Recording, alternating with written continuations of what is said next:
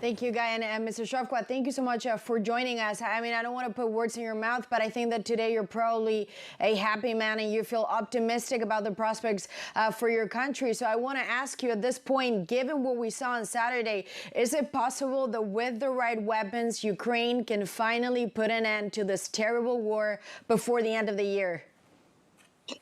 Really, what is happening throughout the last weekend, and definitely this is a positive tendencies we're having. I will be very modest in evaluating these things, and better to say it later when we will have the result. But this is due to the strength of the Ukrainian armed forces, due to the mastery of Ukrainian soldiers.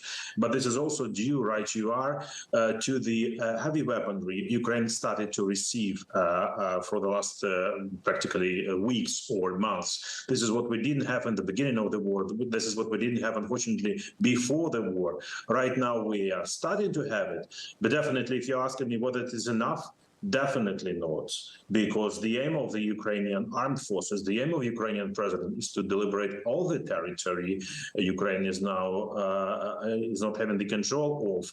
And in order to do this utmost task for us, in order to get the victory, definitely we need more weaponry, we need more artillery. Artillery matters when starting those kind of campaigns. We need ammunition, necessary ammunition for the Western artillery and for the old Soviet artillery. So we need artillery shells of 122, 155 calibers. We need armored vehicles and tanks, because you see how important to have enough armored vehicles and tanks to carry the manpower. So definitely we need more and more weapons from our Western allies to get our victory as soon as possible.